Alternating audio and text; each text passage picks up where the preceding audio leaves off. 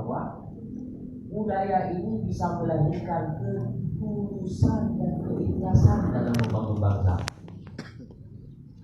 Budaya itu memang untuk menghidupkan bangsa. Budaya itu memang tujuannya pada akhirnya mereka tidak ikut lagi tujuan untuk berpopeng. Tapi tidak mandung-mandung peng. Secara pengalaman saya, sedikit saya cerita pengalaman. Saya pertama itu pernah minder. Cuma seorang pelawak, seorang seniman, apa yang bisa kau lakukan untuk membangun politik bangsa ini? Terlalu yeh dan remeh. Yehnya apa namanya?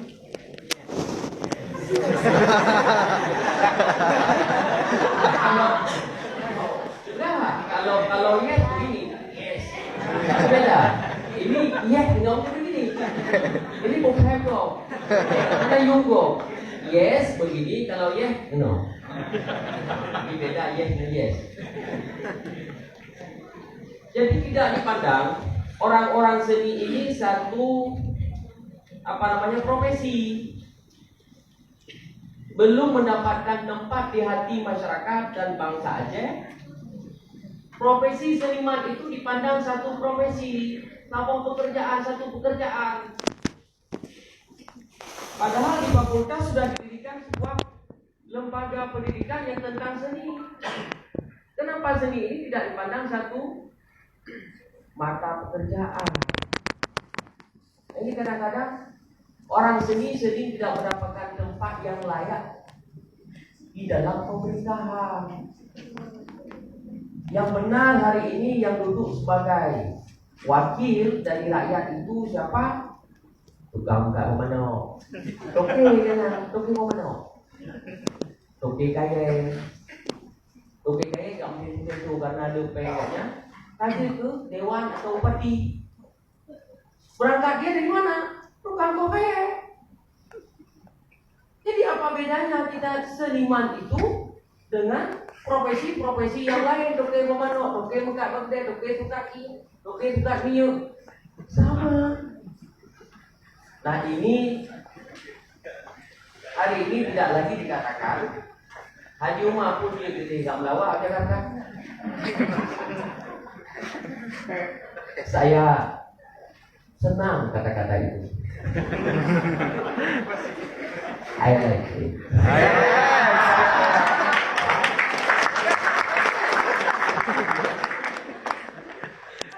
Kata ya, kalau perlu tanaman itu tumbuh dan besar dengan subur, maka lain dia pakai kayu lembu. Punya tanaman kalau dia subur, lemau hanau udah lagi lemau kan lemau belum pakai wajah nyupen. Kayu lembu itu bau, kotor. Tapi kalau dilempar kepada tanaman senyum, itulah makanan saya. Jadi saya orang-orang suka pada tantangan. Ayo, siapa yang mau menantang? Siapapun.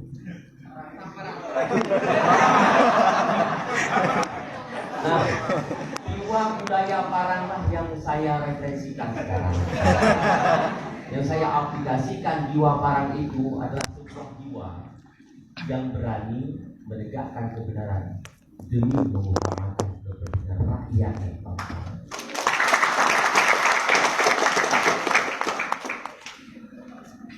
Nah, dari itulah maka apa yang saya lakukan hari ini sesuai dengan Bapak Moderator bilang, saya Bapak Ibu, saudara-saudara, abang-abang adik sekalian, mohon diberikan dukungan kepada saya. Saya sekarang ini sedang memberikan kuliah kepada pemerintah. Berapa SKS? Tolong saya jelaskan.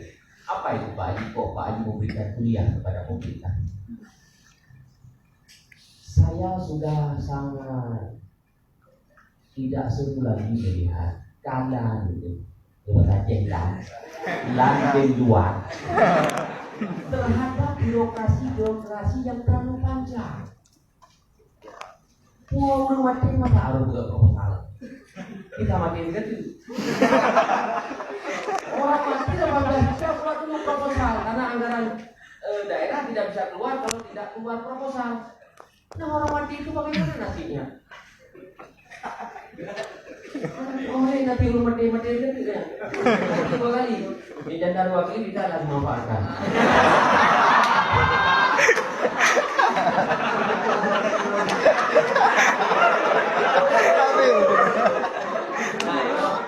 Nah, ini, jangan video Tinggal jawab gitu kan.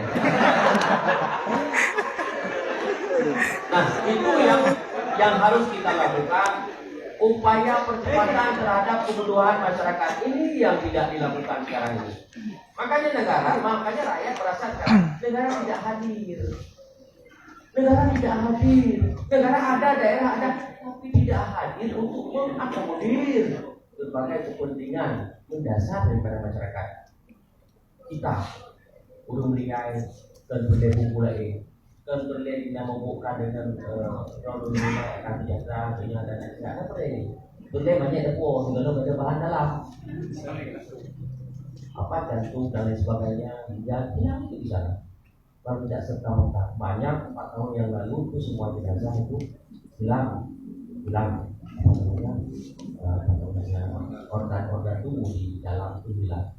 Maka alhamdulillah sekarang ini dengan kita bahu-membahu dengan menyatukan kekuatan antara masyarakat semua, insya bisa kita bawa pulang. Ini langkah yang kita lakukan sedang mengajarkan kepada pemerintah untuk upaya bagaimana secepatnya dalam membantu rakyat. Masalah anggaran tidak ada, coba buat hadun dan sebagainya. Pasti ada usul anggaran. Hari ini semua anggaran-anggaran tentang mengurus orang-orang terlantar di luar ini tidak ada satu usul undang-undang dan aturan di daerah yang menitipkan anggaran para tupoksinya. Tidak ada. Ini apa artinya? Bentuk kezaliman yang tidak kita lakukan untuk bangsa. Nah ini tidak punya mata hati. Makanya 4 tahun saya sudah mengajarkan mereka, mudah-mudahan mereka ini menjadi murid yang baik. Ikhlas Pak. Kalau memang berharap untuk kalian duduk DPD kayak saya kerja gini, kenapa kalian bobi? Abe dong 3 tem, abe batuk 3 dirhem. Lah dong 3 tem, abe batuk 3 dirhem. Anak kaya naga kaya DPD. Kaya ada dong nonton ko melewo. Tidak ada kuat. Kalau mana ye kamu nyori, kurang kamu nyori lagi tu. Buruk, kak lagi nyok, pilih, anak pilih kakak anak. Tapi alhamdulillah orang milih semua. Coba pun kalau dikalkulasikan dengan presentasi, kita nomor 2 di Indonesia setelah Murat Mas dari presentasi. Nah, langsung saya berikan sedikit gambaran atau pandangan dari saya terkait dengan budaya. Sebagai bentuk kepedulian daripada DPD RI terhadap seni dan budaya, DPD menempatkan kebudayaan sebagai salah satu di bidang kerja prioritas di Komite 3 DPD RI. Saya ini pernah berduduk di Komite 3 DPD RI selama 2 tahun sebelumnya, dan saya mengikuti semua proses. Budaya memang satu peranan penting dalam sebuah bangsa dan negara. Ketahanan budaya perlu diperkuat seiring semakin kuatnya pengaruh-pengaruh asing sebagai dampak atas perkembangan ilmu pengetahuan dan teknologi yang berpotensi melunturkan nilai-nilai budaya bangsa Indonesia. Nah, pada tahun 2014, DPD RI itu sudah pernah menyusun RUU Pengetahuan Tradisional dan Ekspresi Budaya Tradisional. Ini sudah pernah kita susun. Kemudian di tahun 2016, DPD RI menyusun RUU Undang-Undang Kebudayaan. Ini di tahun 2016. Kemudian di tahun 2017, DPD RI menyusun RUU Bahasa dan Kesenian Daerah. Ini sebagai langkah DPD dalam melihat budaya ini penting diselamatkan. Budaya ini penting diselamatkan. Tapi tentu bagaimana Bapak ketahui, memang secara undang-undang MD 3 kekuatan DPD itu pada keputusan undang-undang itu semua tergantung DPR. Padahal kita melihat semua representasi dari daerah itu sudah kita akomodir dari DPD. Kita mengharapkan undang-undang tentang kebudayaan, undang-undang tentang bahasa dan kesenian daerah itu masuk ke dalam sebuah sistem pada waktu itu. Apa itu? Sistem kurikulum nasional. Sebab hari ini tidak ada satu landasan hukum, Pak, untuk kita menekan siapapun untuk memperlakukan dan melaksanakan budaya itu sendiri. Mana apa yang hukumnya? Ayo pakai ijazah pun, jangan pakai bro. Kan tidak bisa. Budaya ini dengan kesenangan hati, dengan merasa kebutuhan bagi para pelakunya. Jadi kami di sini punya inisiatif bagaimana supaya budaya ini melembagakan ke dalam keturunan dan generasi kita. Siapa yang harus kita selamatkan hari ini? Yang harus kita selamatkan adalah generasi. Sehingga hari ini mengapa harus kita bentuk regulasi? Memang ada regulasi kita di PP 79 Bulog mata lokal. Tapi hari ini efektif tidak? Tidak. Siapa lagi yang bisa kita harapkan kalau bukan lembaga pendidikan yang menjalankan fungsi ini? Nah ini saudara kami DPR belum menyetujui. Harapan kita waktu itu kurikulum mata lokal itu masuk ke dalam kurikulum nasional. Ketika masuk ke dalam kurikulum nasional, itu menjadi sebuah pelajaran wajib dan keluar dalam ujian nasional.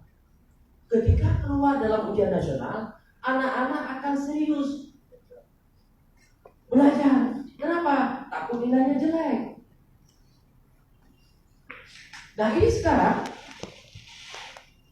kaitan apa yang kita buat sehingga anak itu bisa kita tekan.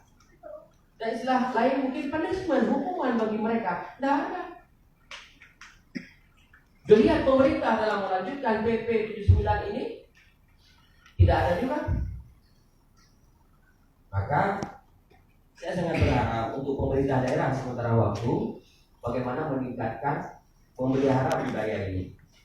Nah kemudian seni dan budaya Islam adalah keindahan yang mengantarkan nilai-nilai keislaman dalam budaya. Misalnya dalam budaya Aceh, pantun, syair, nyanyi, tarian, pentas seni. Ini sebagai sabda sebagaimana yang telah disabdakan Rasulullah SAW. Allah Maha Indah dan menyukai keindahan. Saya sepakat kalau seni dan budaya ini orientasinya kepada keislaman. Pertunjukan glamor dan heboh itu kalau bukan orientasi kepada keislaman, fondasi kita tak kuat.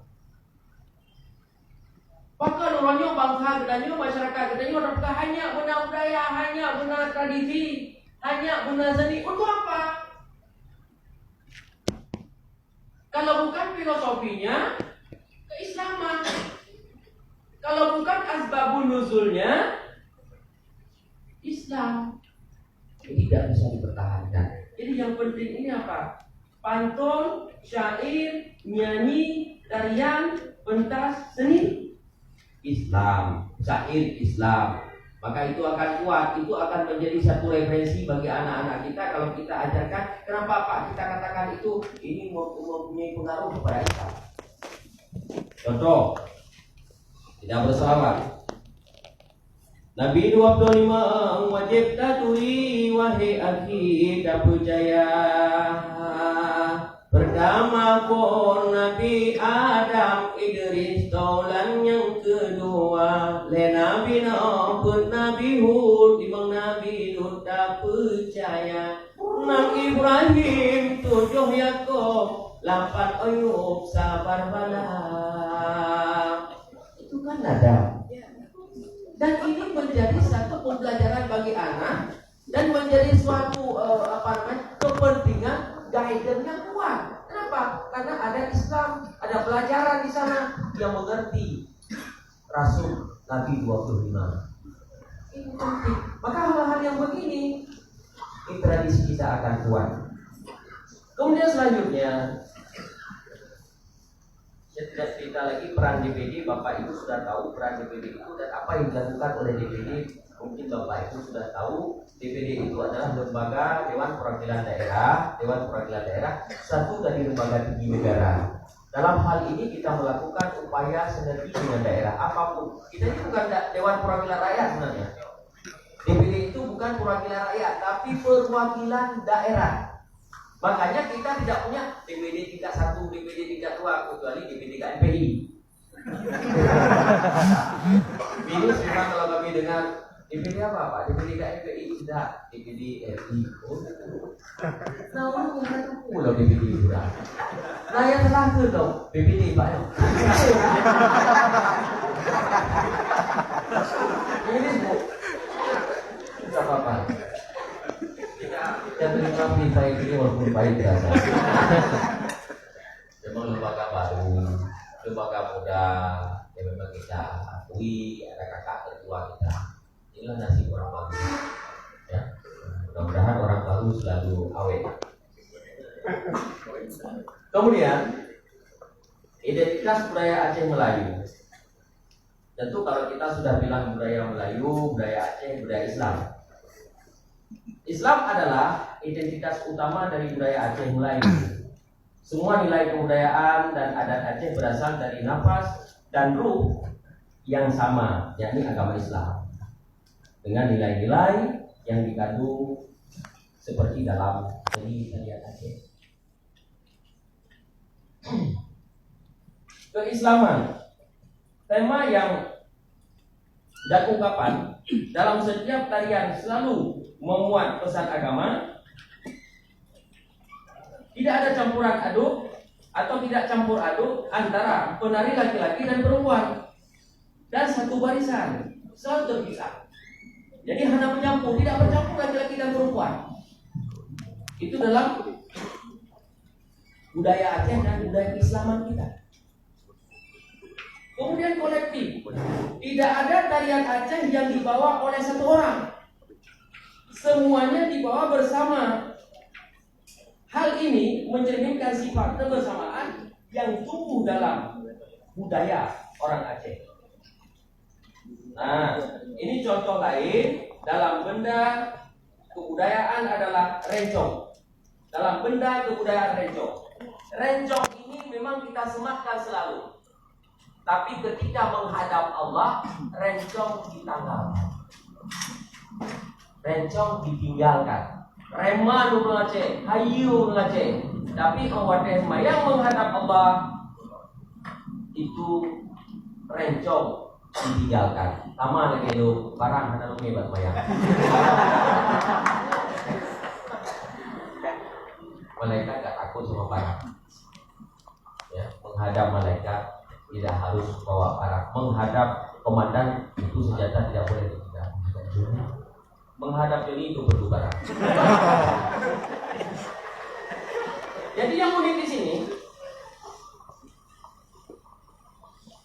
tapi selalu orang Aceh membuka satu pagelaran itu dengan Bismillah lon pupon kalam puja ke Tuhan yang Maha Esa. Selawat salam junjungan alam, salam gerakan mandum syedara.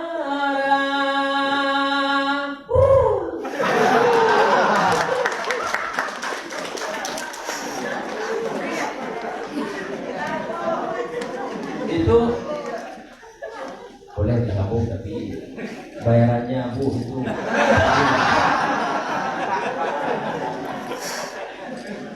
Gratis kalau yang Bayar nanti ya.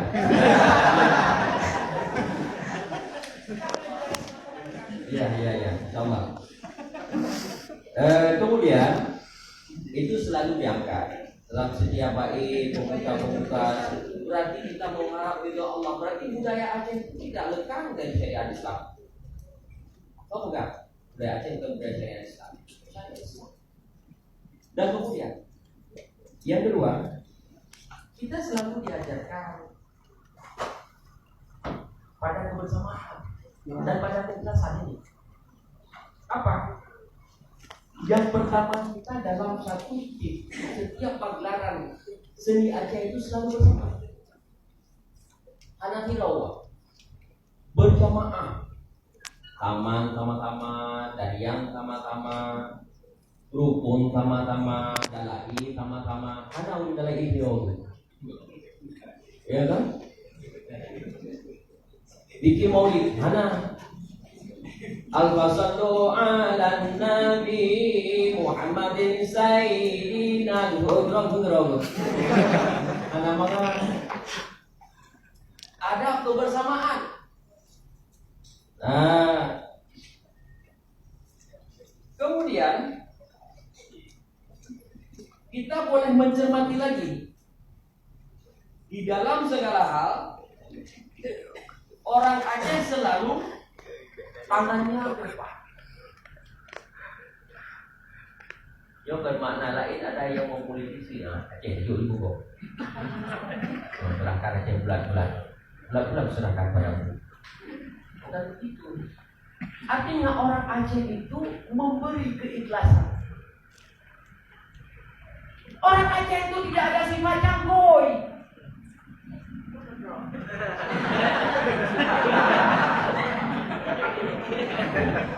Cangkoy yang ketruk kan cangkoy burung. Burung bakir.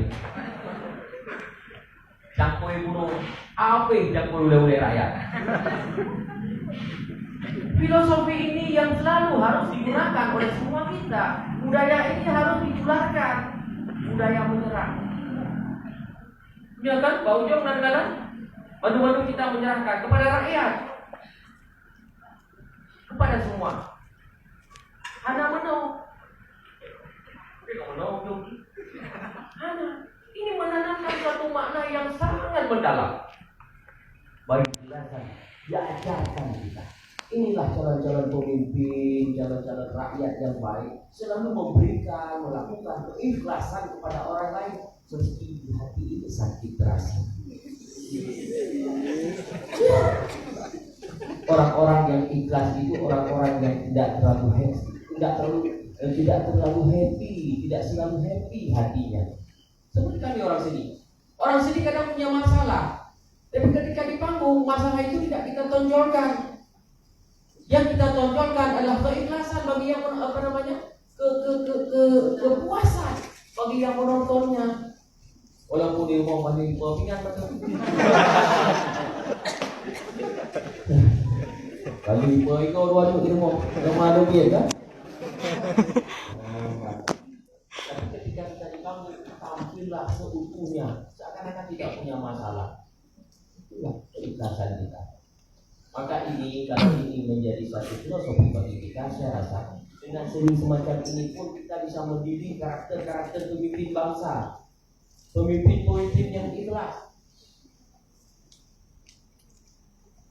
Yang pertama dengan seni, yang kedua ada bakat alam, Bapak Ibu, saudara-saudara sekalian. Bakat alam dalam keikhlasan pemimpin itu bisa kita lihat. Ini budaya, ya, budaya di Aceh. Bagaimana Pak Haji untuk melihat jalan pemimpin yang adil ke Aceh ke depan? Ada satu landasan yang saya tawarkan kepada Bapak Ibu, mungkin Bapak Ibu bisa melihat sekarang ini. Satu landasan itu dalam budaya kita, keseringan kita, coba Ibu Bapak lihat satu orang anak-anak. Ada anak-anak yang berkumpul di tengah kerumunan kawan teman-temannya. Ketika anak tersebut membelikan sebuah atau satu coklat atau permen lah, tengah main-main, ngon-ngon, bak lapangan, coklat, beli coklat ya.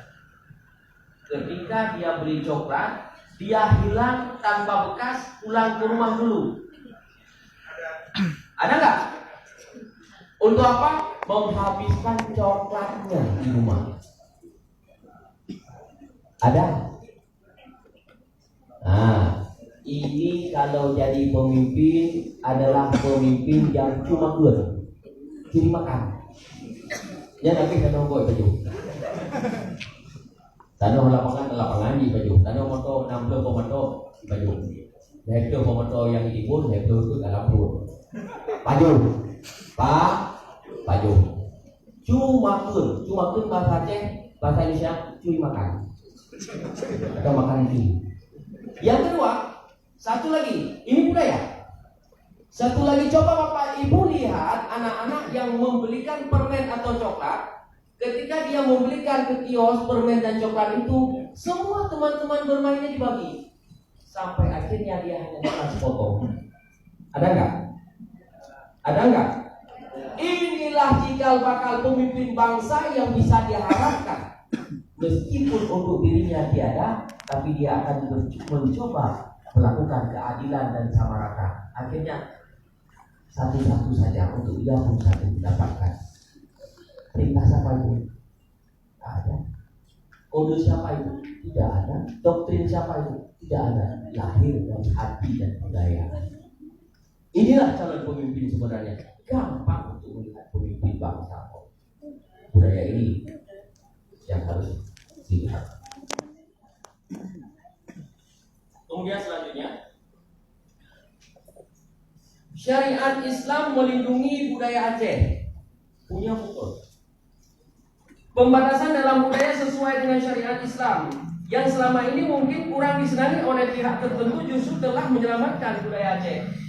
Banyak orang yang tidak suka syariat Islam. Banyak.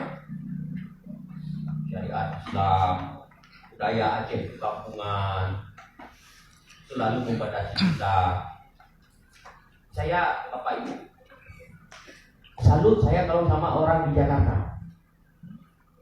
Saya sudah 5 tahun tinggal di Jakarta. Salut. Kenapa? Budaya jilbab di sana tidak pernah ada yang mau memanduri.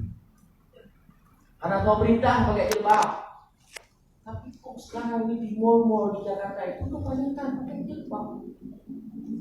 Tapi kalau di Aceh ditanyakan, you pakai jilbab atas dasar apa? Atas dasar pilihan, banyak pilihan dan pertimbangan. Atas dasar tidak enak. Atas dasar DWH, dikejar-kejar WH. Atas dasar hana mangan. Ketika hana mangan tidak enak, tidak enaknya sama siapa? Tidak enak sama orang. Berarti kita pakai jilbab itu bukan atas dasar lillah, tapi karena orang hana mangan untuk maka pahala cok baunya nih orang bengke bapak. Betul? Betul. Yang kedua, karena rasa ketakutan. Nah, menyekan karena budaya Islam, bukan karena syariat Islam. Kau aja budaya Aceh lagi. Yang kita orangnya yang hendak galak syariat Islam. Apa syariat Islam orang di Aceh? Dulu nggak ada syariat, sekarang nggak ada syariat. Dulu nggak ada syariat, hana mati lagi yang dulu. Maka mengharap diatur dalam kanun syariat Islam. Orang kita pada masjid. Sudah banyak hadis gitu loh. Punya tempat anak jatuh, kalau tempat tidak diatur di dalam akan undang-undang bukan begini musyawarah. Lampu musyawarah. Lampu jalan lampu. Musyawarah itu bahasa apa ya? Satu kumpulan daripada bahasa meramah. Kenal kok ramah? Tadi menjamah. Ramah itu yang mucokolo lah. Nah, kan kodi asal kamu mucokolo, bahasa mucokolo itu ya tahu sendiri lah, TSD lah. Terjemahan haji meramah, pokoknya kamu itu murtar aku di Jawa. Kemudian kenapa budaya Aceh ini tidak lagi menjadi satu kegemaran bagi kita, karena mungkin terkikis dengan budaya-budaya yang lain yang mungkin lebih seksi, lebih modern, sehingga ini karakter kita yang terlupakan. Maka sekarang ini banyak pemuda-pemudi yang kita lihat budayanya budaya TikTok, budaya selfie, budaya game. Budaya siapa itu? Meskipun ulama sudah melarangnya, tapi memang itu suatu tren. Jadi dia berevolusi dalam budaya itu. Maka seharusnya bagi saya, kampanye budaya Islam ini bisa juga dilakukan oleh para generasi muda itu lewat media sosial. Kenapa orang lain bisa mengkampanyekan budaya sementara kita tidak di media sosial? Kita malu. Kita malu mengkampanyekan budaya lewat media sosial. Yang kalau wajah budaya dari batik toh. Wajah bukan lagi wajah asli, wajah kok. Oke juga. Iya. Ini penyakit mental. Maka satu pepatah mengatakan apa? Gantengan dari sisi asagai hana bertahan auron daun bangsa penerus yang tem berjuang kan TikTok sagai mabuk di pura.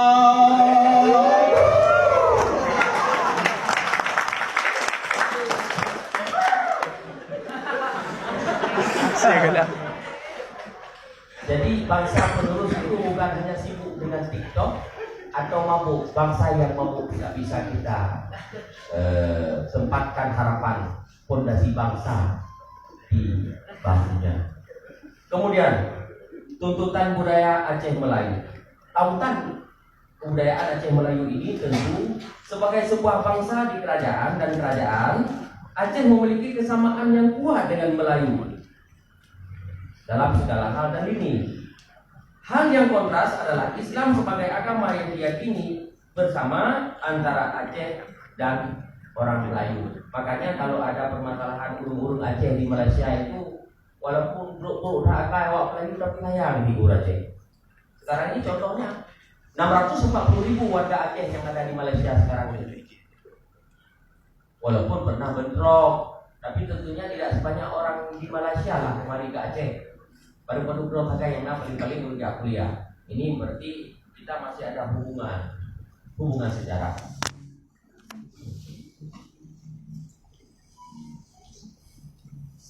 Sebagai sebuah konsep kebudayaan, Aceh dan Melayu memiliki sebuah pertautan yang sangat signifikan dalam beberapa bidang.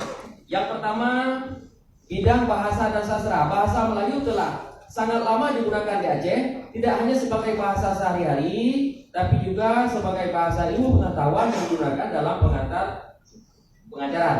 Ini yang dilakukan. Kemudian penulis ilmiah juga berbahasa komunikasi antara kerajaan Ali Hashimi Awai di 1980 sampai dengan 104. Bahkan tafsir Al-Quran pertama dalam bahasa Melayu ditulis oleh Syekh Kuala yang berjudul Tarjuman Mustafid. Nah, ini dalam bahasa Melayu. Ya, tentu sudah lama bahasa Melayu ini digunakan. Kenapa hari ini maka ada budaya Aceh Melayu. Aceh Melayu itu bersinergi. Kemudian ada hukum adat. Hukum adat di Aceh sampai saat ini memiliki kesamaan dengan Melayu juga. Ada hukum adat. Sama perlakuannya antara orang-orang Melayu dengan kita. Hal yang jelas adalah penempatan hukum dengan adat memiliki korelasi yang kuat dalam tatanan kenegaraan. Hal ini tertulis dalam Majah Aceh, Adat Bako Numurhum, Hukum Bak Syahwala, Kanun Bak Putroka, Sesam Bak Laksamana. Nah, ini tentu yang tertulis selalu dan dibaca oleh kita semua. Kemudian hukum adat dan hukum syariah telah menjadi pedoman dalam kehidupan orang Aceh dan Melayu. Hukum dan adat tidak boleh saling bertentangan karena keduanya berasal dari ajaran Islam dan juga keduanya dijaga oleh raja dan ulama. Yo hana mengkalir antara hukum Islam dan adat Islam. Kalau hari ini ada hukum dan adat Islam yang bertentangan, berarti itu sudah modifikasi. Lagi kalak-kalak drone. Nah kemudian ada semboyan yang disematkan. Nah, apa ini? Ini dalam budaya kita sudah dari dulu. Ini adalah ungkapan bahwa Aceh dan Melayu memiliki hubungan erat sekaligus pernyataan bahwa hanya kepada Melayu panggilan abang. Nah, karena telah lama kita berhubungan dengan Melayu dan kita juga Melayu, disematkanlah Aceh berdasarkan dengan kata pepatah Aceh tentu Melayu abang kina toke kafe dua. Kata benar? Nah, ini berarti hubungan Melayu. Sementara mungkin kita macam disematkan melengkapi karena anak sama tidak sama ajarannya dengan kita. Jadi ada yang anak sama ngetanya rajinnya pun memang ke kafe. Walaupun Gino dihaluskan ya,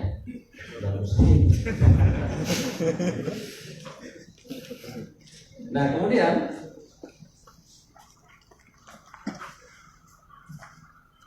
hakikatnya hancur dan majunya sebuah bangsa, pintu utama adalah budaya.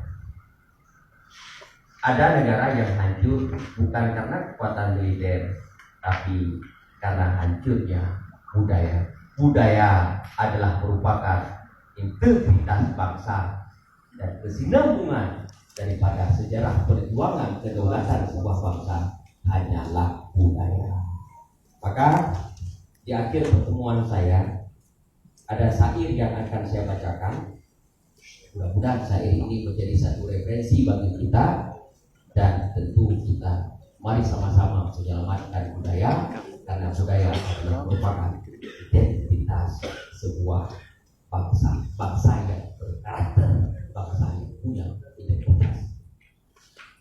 Dacah udun tak pula kepe balingan mete berdupat banyak timang tahu deh pernah ilmu nak be mejame pernah budaya.